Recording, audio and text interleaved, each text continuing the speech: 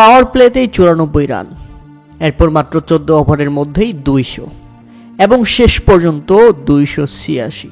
Gallery থেকে নিজের গলা ফাটাচ্ছিলেন সানরাইজার্স হায়দ্রাবাদের মালকিন কাব্য মারান, কেননা তার দল যে এবারের আইপিএলের প্রথম ম্যাচেই দেখিয়ে দিল ব্যাটিং কাকে বলে। গত আইপিএলে ব্যাটিং তন্দম দেখিয়েছিল সানরাইজার্স হায়দ্রাবাদ।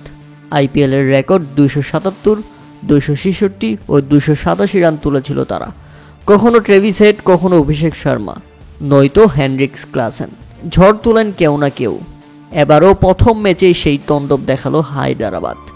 ব্যাটিং নয়, যেন হাইলাইট। রাজস্থান রয়্যালসের বিপক্ষে প্রথমে ব্যাটিং করতে নেমে 6 উইকেট হারিয়ে 286 রানের পাহাড় সম লক্ষ্য দাঁড় করায় সানরাইজার্স হায়দ্রাবাদ, যা আইপিএল ইতিহাসের দ্বিতীয় সর্বাধিক রান। শুরুতে ব্যাটিং করতে নেমেই জ্বলে ওঠেন ট্রেভিস হেড। রাজস্থান রয়্যালস বোলারদের রীতিমতো তোলাধুলা করছিলেন তিনি। খেলেছেন 31 বলে 67 রানের দারুণ এক ইনিংস। এরপর জ্বলে ওঠেন ঈশান কিষান। 47 বলে 106 রানের অপরাজিত ইনিংস খেলেন।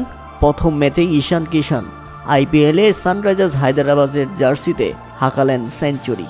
দৃষ্টিনন্দন দারুণ এক ইনিংস খেলেছেন ঈশান কিষান। জাস্ট এক কথাই ওয়াও। 14 বলে 34 রান আসে হেনরিক্স ক্লাসেনের ব্যাট থেকে। আর যেভাবে ব্যাটিং করতে নেমে শুরু থেকেই উইকেট হারাতে থাকে রাজস্থান রয়্যালস। 5 বলে 1 রান করে ফিরে যান ইউসুফি জয়সওয়াল এবং 2 বলে 4 রান করেন রায়ান পরাগ। 8 বলে 11 রান আসে নীতিশ রানার ব্যাট থেকে। এরপর ধ্রুব জুরেলকে সঙ্গে নিয়ে দুর্দান্ত খেলতে থাকেন সঞ্জু স্যামসন। তবে এই দুইজনের ইনিংস দলের জয়ের জন্য যথেষ্ট ছিল না।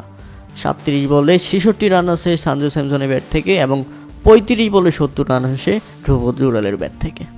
এই দুই সেট ব্যাটসম্যান আউট হয়ে গেলে শেষ পর্যন্ত পরাজয় বরণ করে নিতে হয়েছে রাজস্থান রয়্যালসকে। আর হায়দ্রাবাদ নিজেদের ঘরের মাঠে প্রথম ম্যাচেই আইপিএলের শুভ সূচনা করল।